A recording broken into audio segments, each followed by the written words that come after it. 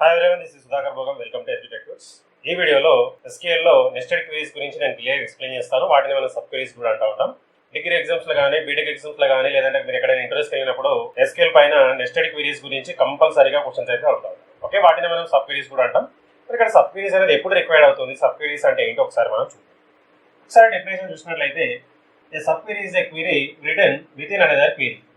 దాన్ని ఇంకో విధంగా కూడా రాయొచ్చంట. Or a nested query is a query that has another query embedded within it. అంటే మొత్తానికి SQL క్వరీ ఇంకొక SQL క్వరీలో రాస్తే దాన్ని మనం నెస్టెడ్ క్వరీస్ అంటాం. అంటే ఒక ఇన్నర్ క్వరీ, ఒక అవుటర్ క్వరీ అనేది ఉండాలి.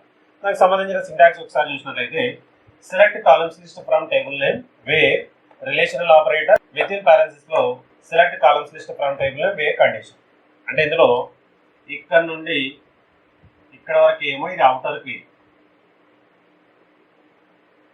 నెక్స్ట్ ఇక్కడ నుండి మన కంటిన్యూషన్ ఇది వచ్చేసి మనకు ఇన్నర్ క్వరీ. ఇది కంప్లీట్ గా సింటాక్స్ వచ్చేసి సబ్ క్వరీకి సంబంధించింది. దీని మనం నెస్టెడ్ క్వరీస్ కూడా. ఓకే, అంటే ఇక్కడ ఒక ఇన్నర్ క్వరీ, ఒక అవుటర్ క్వరీ రెండు ఉండాలి కంపల్సరీ. అలా ఉంటే మనం దాన్ని నెస్టెడ్ క్వరీస్ అంటాం. అంటే ఇక్కడ సబ్ క్వరీస్ లో ఫస్ట్ ఇన్నర్ క్వరీ ఎగ్జిక్యూట్ అవుతుంది. ఇన్నర్ క్వరీకి సంబంధించిన అవుట్పుట్ వచ్చేసి అవుటర్ క్వరీకి ఇన్పుట్ లాగా యూజ్ అవుతుంది. ఆ విధంగా మనకి ఇక్కడ వర్క్ అవుతుంది. దానికి సంబంధించిన కొన్ని పాయింట్ చూసినట్లయితే first point, A sub query typically appears with in the where class of A query. Sub queries అనేవి మనం ఎక్కడ యూజ్ చేస్తున్నాము అంటే వేర్ క్లాస్ తో యూజ్ చేస్తూ ఉంటాం, లేదంటే ఫ్రమ్ తో కూడా మనం యూజ్ చేయొచ్చు మన రిక్వైర్మెంట్ బట్టి. Next point, A sub query is expressed inside parenthesis. ఇక్కడ సబ్ క్వరీ అనేది ఎక్కడ రాస్తున్నాము అంటే పారెంథసిస్ లో రాస్తా ఉన్నాం. ఇక్కడ చూడండి, ఇక్కడ పారెంథసిస్ ఓపెన్ అయింది, ఇక్కడ పారెంథసిస్ క్లోజ్ అయింది. అంటే పారెంథసిస్ లో రాసేది ఏదైతే ఉందో దాన్ని మనం సబ్ క్వరీ అంటున్నాం, దాన్ని మనం ఇన్నర్ క్వరీ కూడా అనవచ్చు. ఓకే, ఇంకా ఏమంటున్నాడు చూడండి, the first query in the SQL statement is known as outer query. అంటే సింటాక్స్ చూడండి ఒకసారి, ఫస్ట్ క్వరీ ఏదైతే ఉందో ఇక్కడ నుండి ఇక్కడ వరకు దీన్ని మనం అవుటర్ క్వరీ అంటున్నాం. అదే రాస్తాం చూడండి, the first query in the SQL statement is known as outer query. ఇంకా ఏమంటున్నాడు చూడండి, the query inside the SQL statement is known as inner query. అంటే ఇన్సైడ్ ది క్వరీ ఏదైతే ఉందో దాన్ని ఇన్నర్ క్వరీ అంటాం. Next, the inner query is executed first. అంటే inner query ఏదైతే ఉందో అది మనకు ఫస్ట్ ఎగ్జిక్యూట్ అవుతుంది. Next, the output of the inner query is used as the input for the outer query. అంటే ఫస్ట్ ఇన్నర్ క్వరీ ఎగ్జిక్యూట్ అవుతుంది.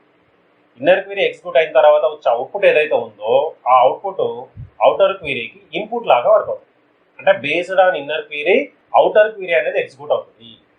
Inner క్వరీకి వచ్చిన output ఏదైతే ఉందో దాన్ని ఇన్పుట్ లాగా అవుటర్ క్వరీ తీసుకొని based on that input outer query execute అవుతుంది. Okay, ఒక చిన్న ఎగ్జాంపుల్ చూద్దాం. ఒక ఎంప్లాయీ టేబుల్ ఉందనుకో, employee ID, employee name, employee salary, అట్లాగే 5 రికార్డ్స్ ఉన్నాయి. అంటే 5 ఎంప్లాయీస్ ఉన్నాయి. ఇప్పుడు నా క్వశ్చన్ ఏంటంటే, to find the employee name whose salary is maximum. అంటే ఈ టేబుల్లో మాక్సిమం సాలరీ ఎవరైతే ఎంప్లాయీ ఉందో ఆ ఎంప్లాయీ నేమ్ కావాలన్నమాట. ఇప్పుడు చూడండి, ఈ టేబుల్లో ఎంప్లాయీ సాలరీ హైయెస్ట్ ఎవరిది ఉంది, మాక్సిమం సాలరీ అంటే ఇక్కడ 75K ఉంది. ఆ 75K వాడి నేమ్ అంటే నాకు C అనేది రావాలి. మరి ఇది రావాలంటే మనం ఏం చేస్తే వస్తుంది, సింగిల్ క్వరీతో రాస్తే రాదు. ఓకే, సో దీనికోసం సబ్ క్వరీ నెస్టెడ్ క్వరీస్ అనేది యూజ్ చేయాలి. చూడండి రాస్తుంది, సెలెక్ట్, మనకి ఏం డిస్ప్లే కావాలి, ఎంప్లాయీ నేమ్ కావాలి. సో ఈ name from EMP table where ఈసాల్ ఈక్వల్ టు. ఇప్పుడు చూడండి, మరి ఇక్కడ ఈసాల్ని దేనికి మ్యాచ్ చేయాలి అంటే ఎంప్లాయీ టేబుల్లో ఉన్న టోటల్ ఎంప్లాయీస్ లో మాక్సిమం శాలరీ ఎవరిదైతే ఉందో వాళ్ళ దానికి మ్యాచ్ చేయాలి.